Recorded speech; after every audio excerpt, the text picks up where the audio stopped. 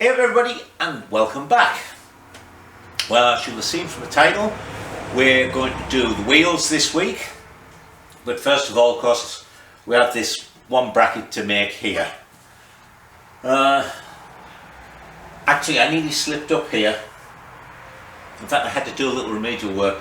I'd forgotten about re-welding this, where I put the cut in so I could make the bends. And of course I did the front and rear mountings, and then when I did that, it pulled it in a little.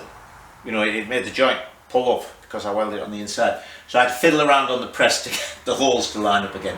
So that's all done, so we'll do the bracket under here. Then I'm actually going to strip the whole thing. Obviously I need to take the wheels out to be able to do the wheels, but during the course of the week I'll finish off all the bronzing. The reason I was so busy last week was, I don't know if any of you noticed, in a couple of videos, like when I was riding the Enfield outside, across the road there's a nasty looking trailer hole. It's been there the entire 15 years we've lived here, rented or owned a couple of times, and it's been nothing but trouble. Of course, George across the way is right next to it. He's put a big fence up. So finally, the people who owned it, I created such a stink with the township and threatened them with state laws and stuff that they sort of put the nearest thing to a condemned notice on it, and that chivied up the owners to finally sell it to George for a reasonable price. So even though it was 80 plus degrees, I took the tractor over there, and there was, as well as the trailer at home, there was an old caravan, which was trash as well. So we gathered up tons of rubbish, put it in a pile, waiting for a skip, a dumpster here, and we demolished the caravan and stuff like that. So I was busy with that. Anyway, that's beside the point, you might say. What else? Okay, so as I say, we'll do this bottom. I'll strip it so I can do the bronzing, and then the front wheel, there's nothing to see really. I'm using that rim, so all I'm going to do is the usual measurements for the offset and make a drawing of the spoke pattern. Then I'll just strip the spokes out. I have a lot of sanding and polishing to do to make that one shiny to match the new back one, so I won't show you that. But the back one, we have some machining on the hub, and when we get to the wheel you'll see that. Also have a little piece of work to do on the engine cases to get us towards that. But all will be revealed in the fullness of time. Alright, so let's get on and we'll make this bracket so we're done with all the stuff for frame. Right, I moved around this side of the engine because it's easier to see this bottom mounting. And before I forget yet again, I'll try and show you the tube notcher. I got right to being ready to upload it on Sunday, and I suddenly thought, damn, I didn't put that little bit of video on. Anyway, so what are we going to do here? Well, what we're going to do is we're going to make a cross piece with two little uprights on it, as per this drawing. This drawing. There you go. So it's going to be 1 inch by 1/8 inch flat. So there'll be a piece that goes right across, two uprights, a bolt through the engine mounting. I forgot to draw them on, but of course there's going to be a hole there and a hole there, and that's going to be bolted to this. Again, bolted up through the bottom with countersunk bolts, so we have a smooth bottom to this. This is exactly the way I did it on Bob's Triumph 350. Just looking at that, I maybe didn't need to cut them off, but anyway, we'll round them off a little bit. Okay, so we've got to measure how high up we want this. This mounting is 3 inches wide, so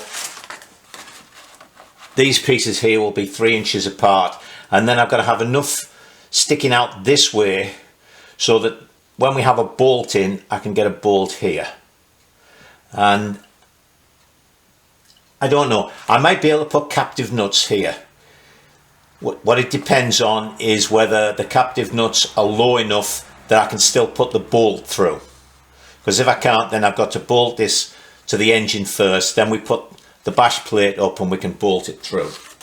So let's get a couple of measurements. Right, there's two things we want to know. We want to know how tall we can make it, and we want to know obviously where that bolt hole center is. So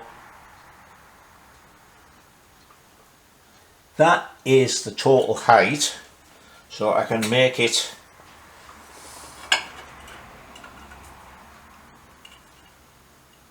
that's basically 1.25 inches.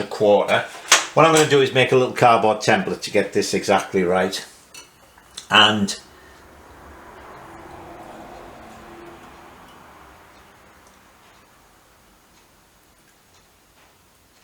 because obviously this is slightly a bit of guesswork. I could take it to the top of the bolt and then deduct. Actually, that would be more accurate. But anyway, let's do it this way. So that was 1.25, and this is 3/4. So let me make a little bit of cardboard up and put a hole in and see if it matches. And then when it's done, we'll just deduct the 1/8 for the piece that goes across the bottom. Right, I've made a little cardboard template and a little bit of serendipity here. This is 1/8, 1 inch wide. That isn't quite 1 inch.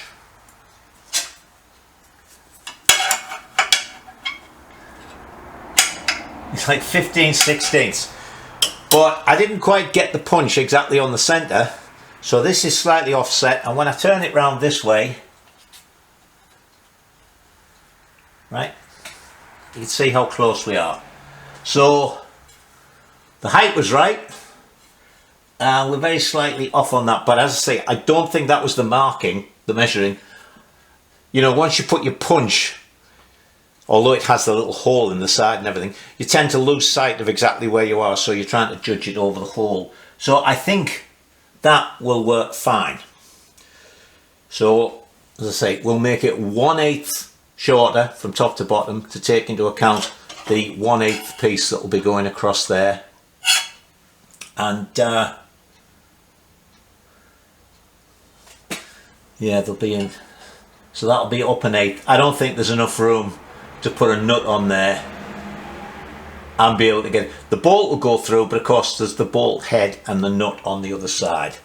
So we won't do captive nuts, which is a bit of a shame on the other side. This is easy to get to, even with the gearbox and everything on, but the other side's got the chain case in the way a little bit. So let me cut a couple of pieces of the 1/8 inch flat, and we'll make this, let's think, if that's 3 inches across,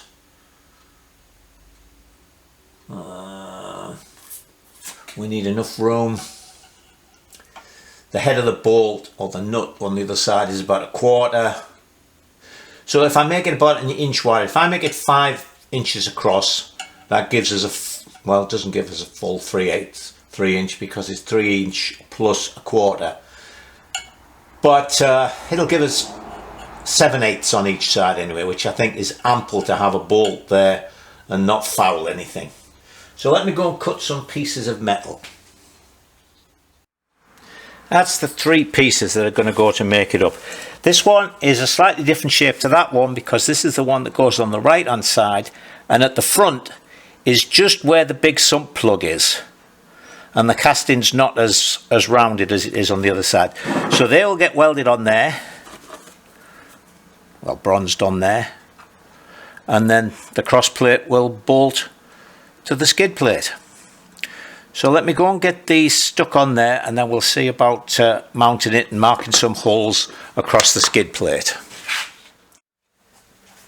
So there's the bracket bronzed up. I'll go and bolt it on the bottom of the engine, then we'll put the plate on and make some marks for the holes. Right, so that all is back in situ. The bronzing's actually lifted this end a little bit, but that's a minor problem. I can soon put that right. As you can see, I've put some die chem on, so now I'm going to mark where the holes go. If any of you are wondering why I'm doing it like this and why I didn't just mark things out and drill holes, it's because those of you who've watched for a while will know I am measurement challenged. If I'd have measured where those holes should be and drilled this plate, they would not have lined up. This way I know for certain I'm going to get them exactly where they should be. Right, so let me mark these, drill them, and then we'll bolt it all together. And then I'll take it apart again. So there it is back on. Let's put a couple of bolts in and see if we got the holes right. Although of course you're all thinking to yourself, nah, he's already tried this once so he doesn't look like a complete wally. Well, I won't deny it. I did. And it worked. So, believe me, there's nobody more surprised than me. Now I think I might get away with a captive nut here, which would be nice, because it says fiddling about this side's easy. But, see, I've got the one on the other side. You ready for this? Ta-da! Okay. I'm getting lightheaded, it's lunchtime.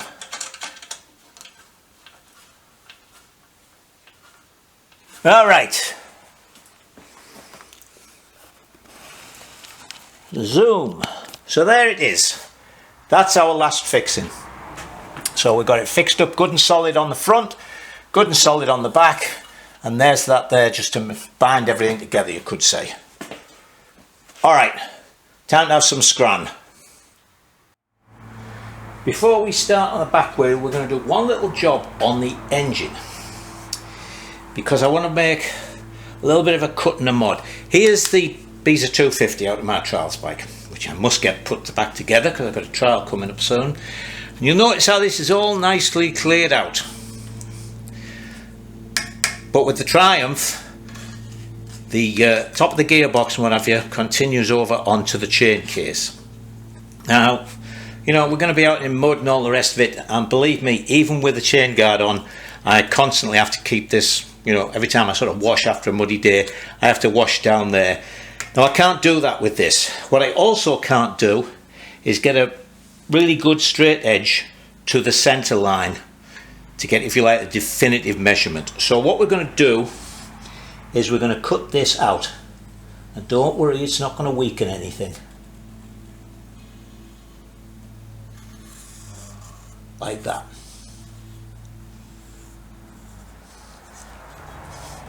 That's about, might go a little further, might go more like that. So that is going to give us roughly the same as that. Okay, and then I can put a nice straight edge on that sprocket, and it'll come up here and I can measure across to this center line. So let me get a cutter out and get rid of that. So I'll put a pencil mark where that score was, and I can now, you see, get this good and flat on the sprocket. Make sure the sprocket's right up against its stop.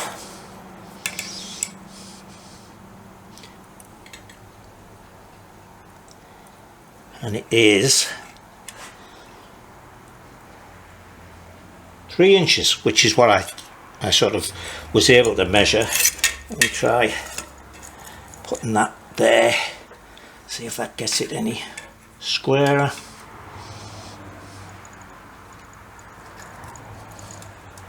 Whoop! Pressing too hard to keep it right. Are you still with me there? Yeah. Okay.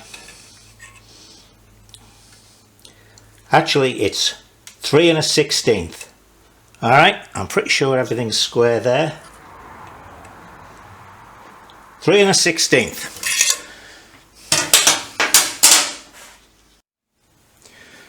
So now we can check this again.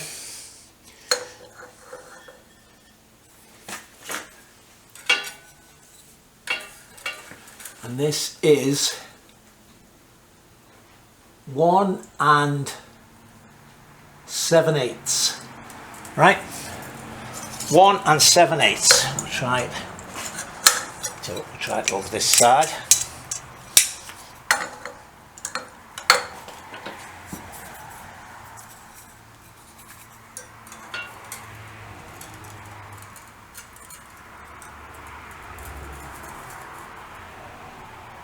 Yeah, 1 7/8. Right, so that's 1 7/8 from there to the edge of the rim. But we're putting a different rim on, so this time we really need to know what the centre line is, but we need to know the centre line anyway. So it's 1 7/8.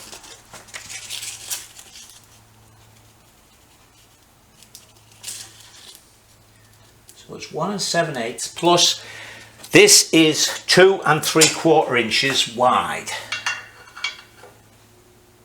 So that's 1 3/8 to the centre. So it's plus 1 3/8, which is 3 1/4. Right? So this is 3 1/4, that's 3 1/16, so there's 3/16. We've got to take this in, 3/16. Now that is why I wanted to measure to the outside of the sprocket, right? Because what we're going to do is when we take 3/16 off that, we're going to put a plate on there and we're going to mount the sprocket to the inside of that plate, right? So in effect, the inside of that plate, i.e. what this is going to be the outside of the rear wheel sprocket. We know to the outside of the 520 sprocket is 3 1/16. To here is 3 1/4. So when we drop that down 3/16, chain line will be right. Okay? Now the front wheel, we're going to use the same rim. All we're going to do is put new spokes in. So I won't go into great detail this. If you want to know more about wheel building and truing and lacing and everything, if you look at, so I'll put a link thing in the thing to tell you, it's in the BM250, the trials bike build. I spent 2 videos dealing with this all together. Right, so what we're going to do is we're going to use the brake drum, because it's a nice wide flat piece. We're going to put a straight edge across and measure to the rim to get our offset. What we're also going to do is, you can make a drawing, take a picture, whatever. We need to know which way the spokes go. So when we're looking at it here, look, the outer spokes go to the right. We also need to know how many spokes cross. So here, look, it's crossing 1 spoke, 2 spokes. We've got a 3-spoke cross. And you'll find that the spokes on the other side are offset. I always like to look and see which way they're offset. So when I look through here, you can't see it, but the inner spoke there goes to the right, whereas here, as you can, it's looking at this way, so to the right, to the right. If we're looking at it from this side, of course, it's just the same. The outer spoke's going to the right. Actually, you can probably see it better there. So there, that there is an outer spoke. So that side is leading the outer spoke. All right. So once you know all that, you can take it apart. And as I've said before, if you're just going to take a wheel, a hub for somebody to be rebuilt, please just don't take the hub and spokes and rim, unless of course you didn't have the original wheel. Check where the spokes go, check the offset, and give him all that information, because unless he's got a big database and he knows all this stuff, he'll have trouble rebuilding it. So I'm going to strip this one now, because I've got to clean the rim up. I want to show you something now, and actually I'm going to leave, it's the rear brake drum, I'm going to leave building this wheel till next week, because I'd like some input, some comments. Now, there's the inside of the drum. When I first took this apart, you see the brake shoe? I pulled the brake shoes out and I noticed this wear pattern, which struck me as odd, but I thought, wow, look at that.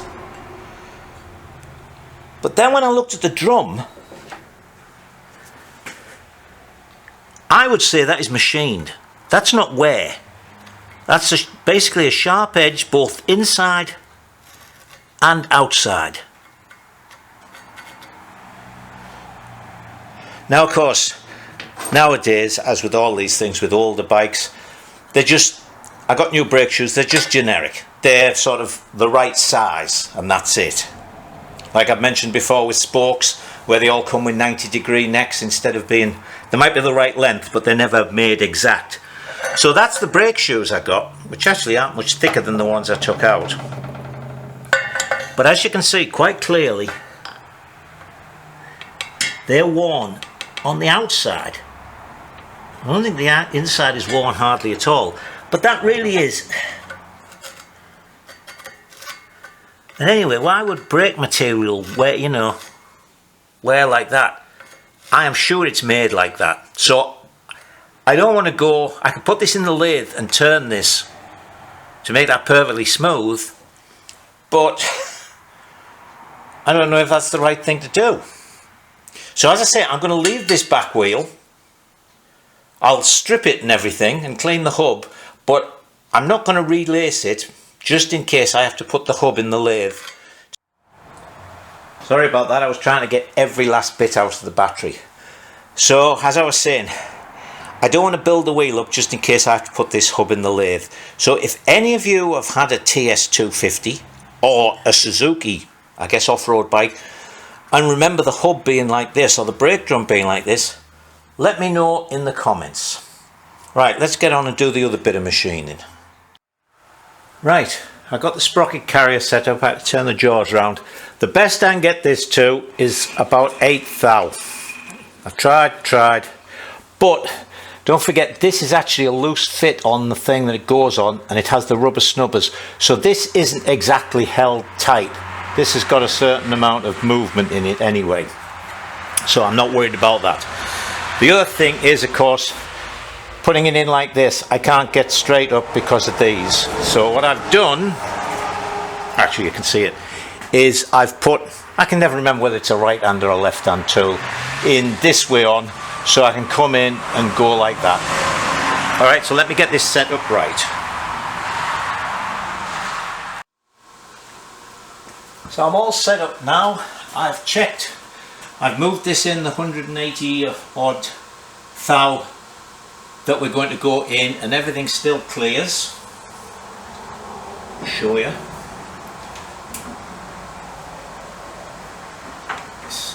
So there we are up against that. 100, 180, bit more. And we're not catching anything. Right, so we're going to touch off here on this face. Then I've got my dial indicator down there, the magnetic one. So let me press some buttons and we'll do this. I'm going to put that back in gear, which I always forget to do.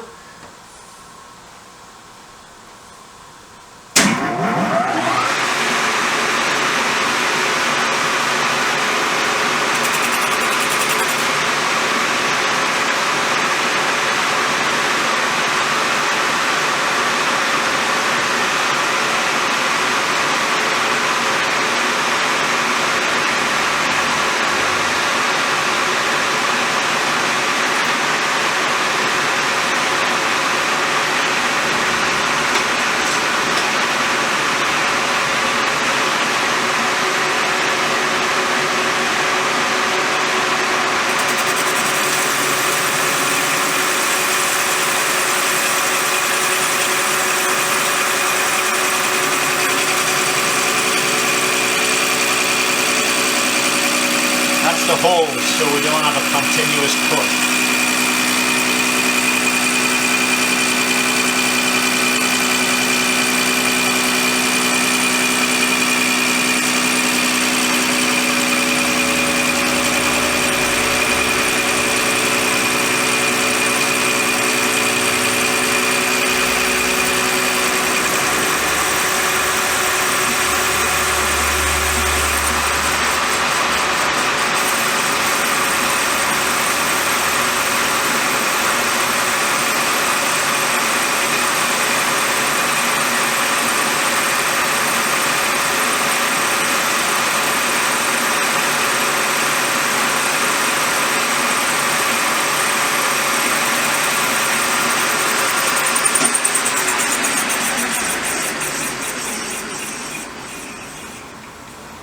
Now I don't have to worry about this inside piece because I'm going to make a new plate to go on there, so it doesn't matter if I'll take it right up and then turn that to a slightly different size to make sure it's exactly round.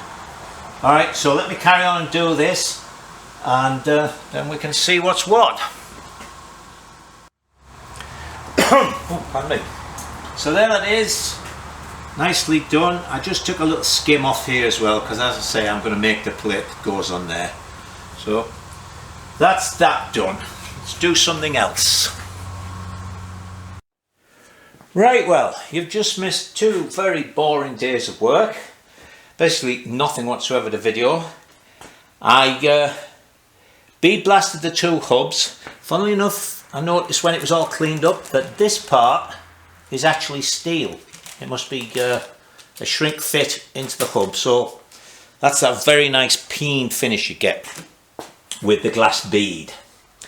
I also spent God knows how long getting the grey stuff off this, polishing it up, so that was fine. But then I noticed, I thought, well, that new back rim isn't as shiny as this, let me put it on the polisher. So I polished and polished and polished, and nothing happened, because although it's not grey, unless that's what they class as grey, it does have like a clear coat on it. So although that of course protects the alloy, it looked awful. It looked like one rim was black and one was white. So I then set to, did exactly the same with this one. This was a lot easier to do, partly because it's dimpleless, so it was easier to do the centre. But there they are, both polished up, hubs done. Right, God, that was, anyway, we got it done. So now we're going to do a repair job on the rear brake plate. So let me show you that. Right then, now I'm going to do this job for the same reason that I put a brake pedal mount on both sides of the bike. It's a just in case job.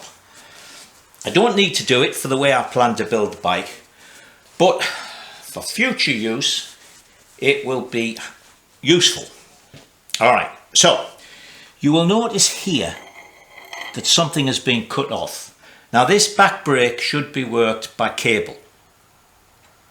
As I say, we are going to have a rod, so we don't really need to do this, but if someone wanted to put the brake pedal on the left, probably would run a cable, then this would be needed. So what there was originally here, as I'm sure you've all seen, was a piece that came up here, had a hole in it which was tapped, and a slot. So you could drop a cable into the slot and then an adjuster would screw into it. So what we're going to do is we're going to make another one of those welded on there. Fortunately, this is, I'm assuming, just an alloy backplate. It's not a magnesium alloy backplate because they always say on them magnesium. But we'll find out as soon as I touch the TIG welder to it. So what I'm going to do is put the brake shoes on so that I can put the brake arm on, because we need to know how high this is going to be for the cable to get a straight shot at the trunnion in the brake arm. So let me put the brake shoes on, everything on, and then we'll come back and look at how we're going to do this repair. Now I've put the brake shoes and everything on, so there's our brake arm.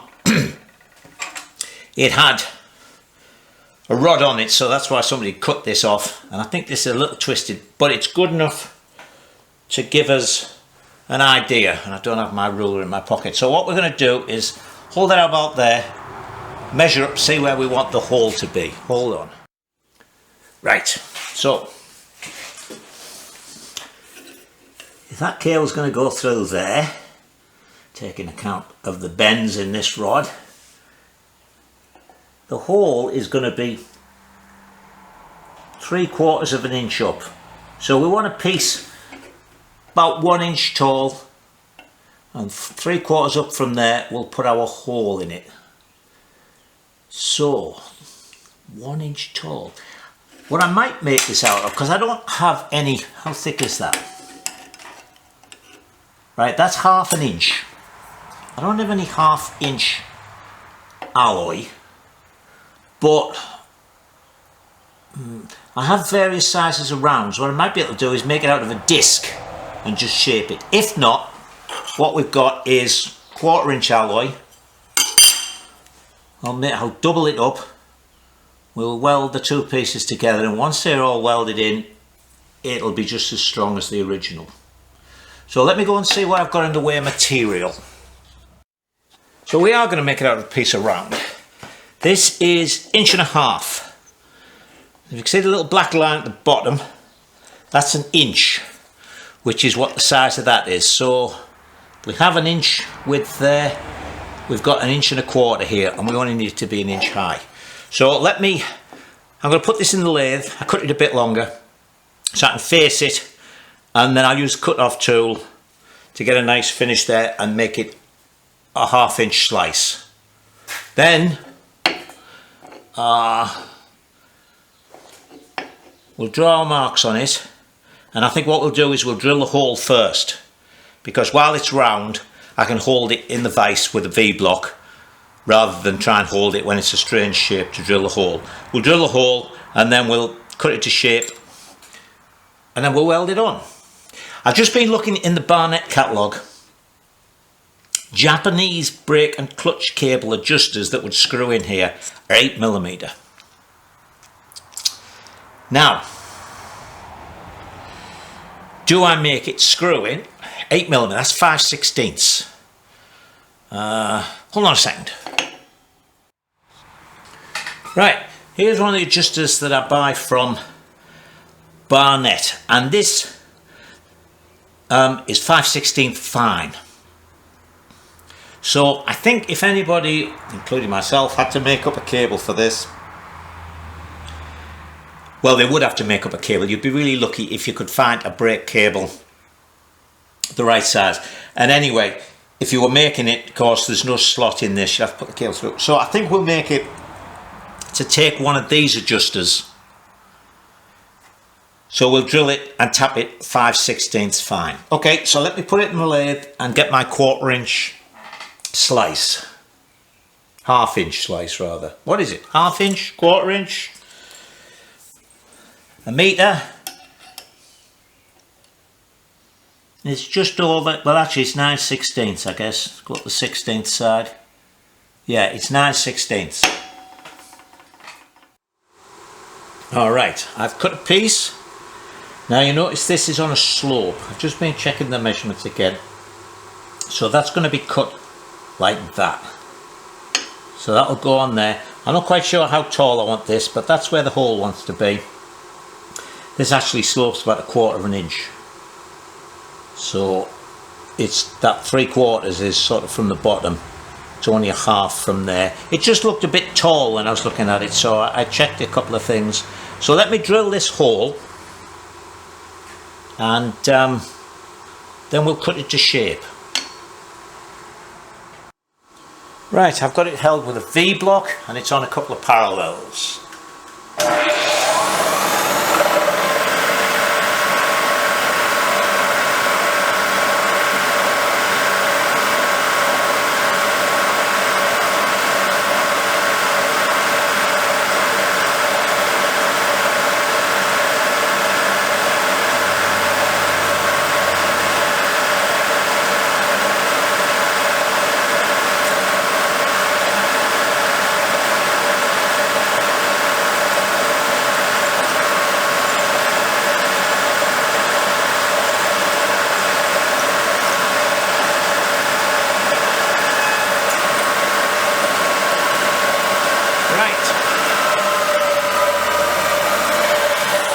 That is actually a letter drill, J, and you can tell that I've never used it because it was sharp.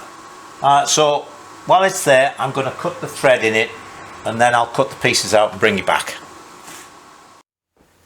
Right then, so there's the piece made.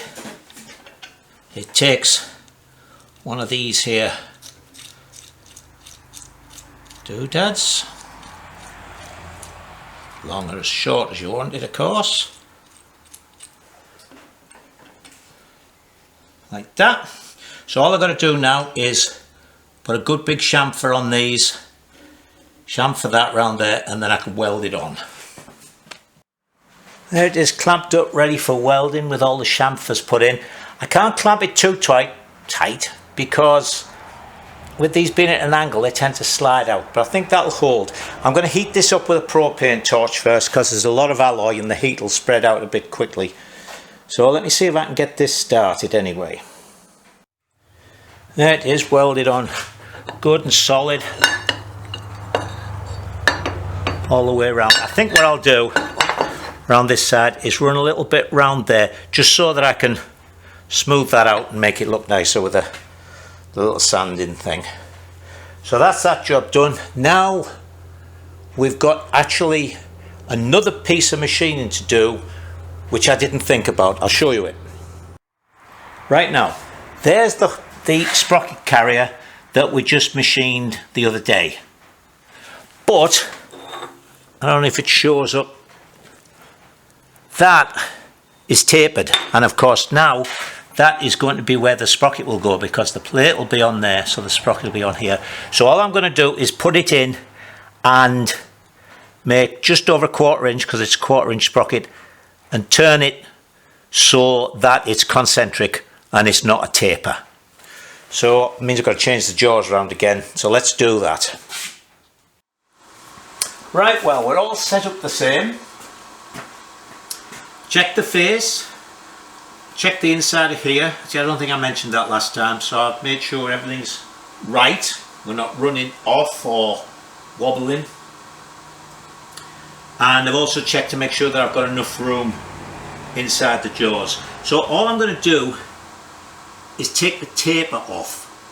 I'm going to go in a 1/4 inch. So basically it's going to be the diameter that it is right at this edge, just taken in a 1/4 inch so the sprocket will go on. What I'll do when I've done it is I'll measure it, and we'll just take it to some nice easy whole number. In fact, what is it now?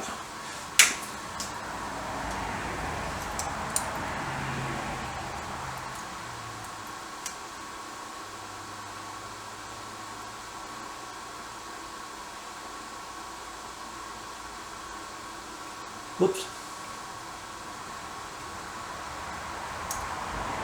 4,692. So we take it to something like 470. You know, just something easy. Okay. So I've just touched it off because I don't want to mar this face that we've already machined. And this, you know, it needs to be just on a 1/4. It doesn't matter. It's just to give us some clearance for when we put it on. So that's all right on there. I've got it set to 0 down here. So now just need to come in the slightest little bit.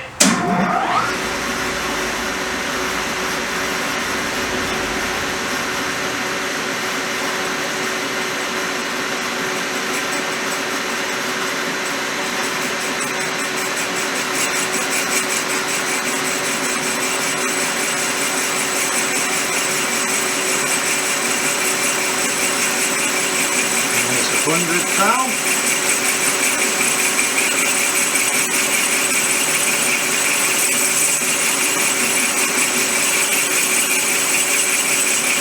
There's 200.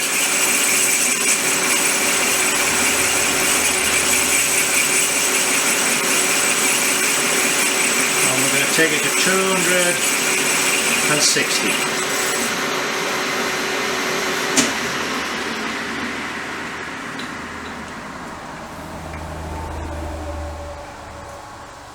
That's for our sprocket to go on to. So let's check, see what sort of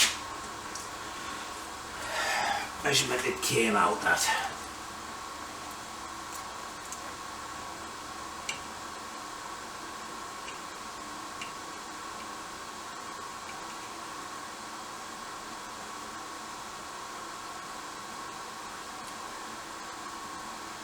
$2,644.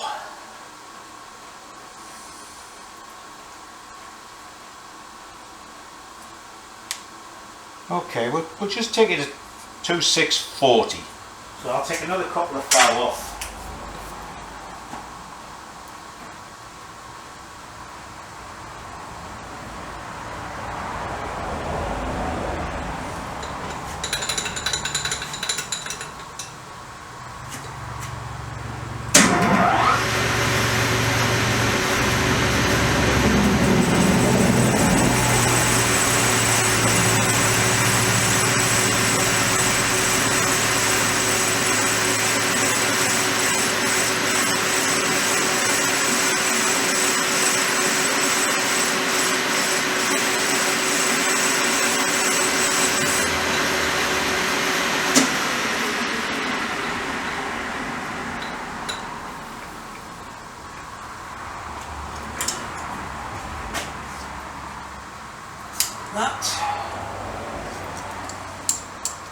Might get the big thing out, big calipers out in a minute and check this exactly.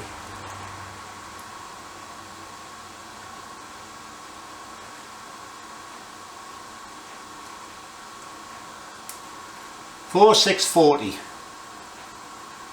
Okay, that will do fine.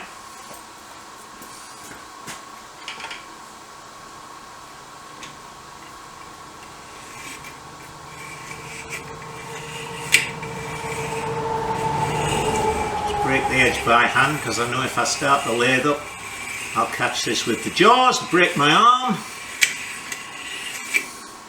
Alright, that's that done. And now for something completely different. Right, well, my tube notcher arrived, so it'll get used on the next job. And as I said, this is really heavily made. So that's the main part. It's got a dovetail on that side and it's got a dovetail on the top. Now then, let's see, how does this go together, if I can remember. So that's got graduations on it. That goes in there like that. Got a slit in it, there's a bolt goes in there to clamp it, so you can move that up and down. Then this piece, hang on, make sure keeping everything. This piece, hang on, oh yeah, that bit fits on these what's it that I just said the name of, and I've forgotten already. God, it's terrible getting old. So that slides on, oops. That slides on there like that. Right. Then there's graduations on there as well. This bolts down, and actually it's 5/8 holes. I could put this onto the milling table. Now then, where the hell does this piece go?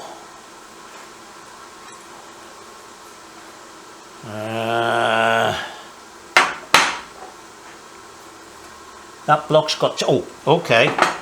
So that block's got 2 holes in it. That block goes on there. Then that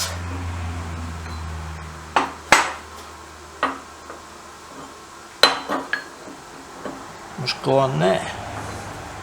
Ah, goes on there like that. There we go.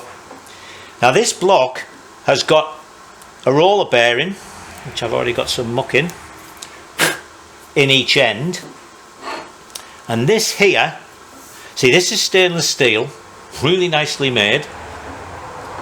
So it isn't some flimsy, flexible thing. That goes in there like that. You get a doodad here, which is an adapter to go on there that a hole saw goes on. You put your drill on that end. So then this piece here is bolted to that, and it swivels. And then, as I said, oops, this you slide up, you clamp for your tube, and you clamp your tube in there. Imagine that was up in the air. That would be on there. That would be bolted on there. You'd set it to the angle you want, put your drill on, and in you go. And it's really nicely made. So there we go. We'll get to use that next time. So as I say, it's the same people that made the pipe tube bender, JD Squared, if you're interested. Wasn't cheap, but then, as I say, it is, you know, I mean, look at the thickness of that. What is it, inch? 3/4 anyway. That's 3/4 of an inch thick. This is 1.25 inches thick. That's 3/4. This piece at the bottom inch and a quarter. Well made. Alright, so as I say, that's it for this week. Next week we will finish off the oil tank. We'll put some brackets on it and mount it to the frame. We will put the footrests on because the bits have come for that. And actually then I'll probably take it apart so I can do all the little bits of bronzing on the frame. My rim and spokes are on the way, so next week will be bits and pieces. The week after will probably be wheels and tyres and stuff like that, so we'll get a rolling chassis. There's a couple of other little jobs, so anyway, you'll see all of those next week. So until then, stay safe and enjoy yourselves.